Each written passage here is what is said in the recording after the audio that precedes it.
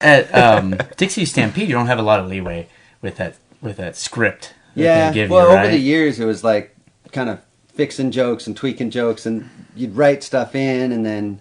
Did they let you write stuff in or not? Oh, yeah. I mean, right. I did like over 5,000 shows. I had to write something. Well, but just you know had to that be, they have you had to kind be, of a you had to strict be very script like sneaky about it, I guess. Like, and there was sometimes they'd ask for input and stuff like that, but sometimes there was a line where I'd take the money from the MC and go walking out. Where are you going with all my money? Yeah. I go, I'm going to Walmart. And they'd call me into the office, go, the line's Walmart. You can't say I'm going to Walmart. I'm like, well, it works both ways. But I mean, I've been doing it this way for like 3.5 years. But okay, well, really? And then I'd do show after show after show. I'd say it the other way. They'd call me into the office, go, listen, you have to say Walmart. That's how corporate likes it. They like to. Oh, wow. Just not like the weird things that they'd pick to be Trust specific me, I deal about. with that too. Yeah. It was very strange. But over the years, I wrote in a lot of stuff and workshopped a lot of stuff. And so there was some creative involvement, but just in the day-to-day, it was... You had to stick to most of the lines. I think I probably had more freedom than you did, because I only did it one day a week, and they didn't pay attention to me. They so I'm didn't like, care. We got somebody here. Yeah. Yeah, because I was actually dating a girl that worked there for a long time. I think when you were still there. Oh, and, yeah. And the schedule was just brutal. Oh, and yeah. She's Crazy. like, it's just very...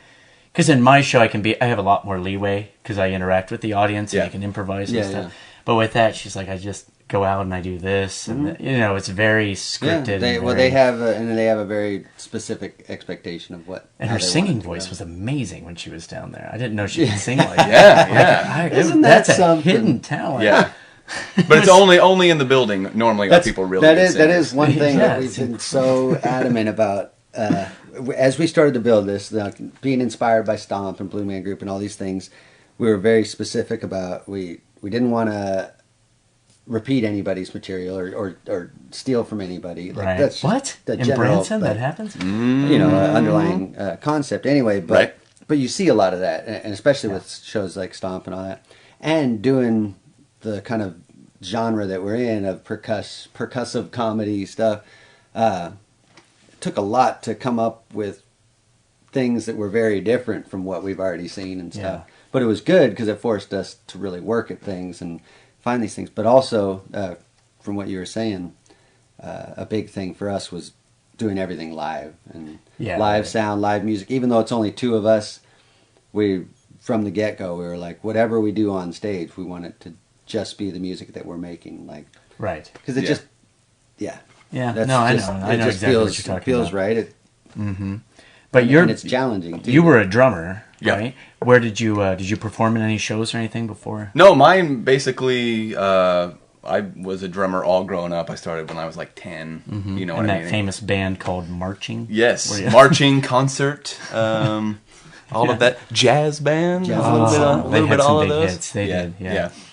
Well, you played in some metal bands in college. I played in like real band whatever all the way through high school, and then when I went to college I was more athlete, so like that's what they were paying me for, or my scholarships. Whoops, you got paid? I did. What's I guess. going on there? Yeah, Little payola don't tell going on? anybody. Don't tell it. But no, and then so I was in a couple heavy metal bands in college. And Really? wore a gas mask and. You were a cat? Okay. But what was fun, because I'm like naturally super goofy, so nobody would ever know that it was me with that on. Because one of the guys in the show, Behind the mask, you're like, yeah, I'm still going. beautiful. But one of the guys was like a tattoo guy, so before shows he would take Sharpies and give me like full sleeves. Oh, that's cool. And so I'd have a gas mask and I'd look intimidating, but really it's just kind of like, I'm a goober. Yeah. On the cruise ship, I work for Royal Caribbean and Celebrity, and they do these Miami nights. I don't know if you guys work for Celebrity or not, but they do these things on top of some of the ships. And there's a guy that they always had DJ, and he'd put those sleeves on. Oh, yeah. With the fake tattoos and all the, and he would go out and act like he was this badass, like really hip guy, and then you'd see him later and he's this little Filipino guy serving everybody, and Yeah. you know. But anyways, I just thought it was funny. He had this whole separate persona. Well, whenever I'm not in our show, I'm actually a little Filipino guy. Are you? Yeah. You know, But I'm That's just... nice. when I lived in New York City for a couple years, it's almost by default you end up adopting like a walk around the street persona. Yeah. Like, I moved here from please New York, don't anybody mess with me. Kind of, but right off the bat, you're like just walking around a little like whatever tough guy kind of thing you adopt. But I did find it funny because people always go, "Oh, people are so mean in New York," or "It's so unfriendly."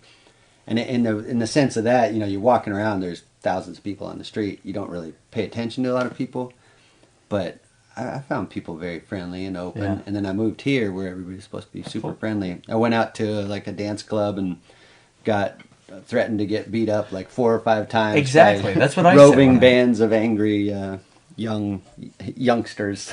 Yeah. I was like, interesting. Yeah. But overall, people are very friendly.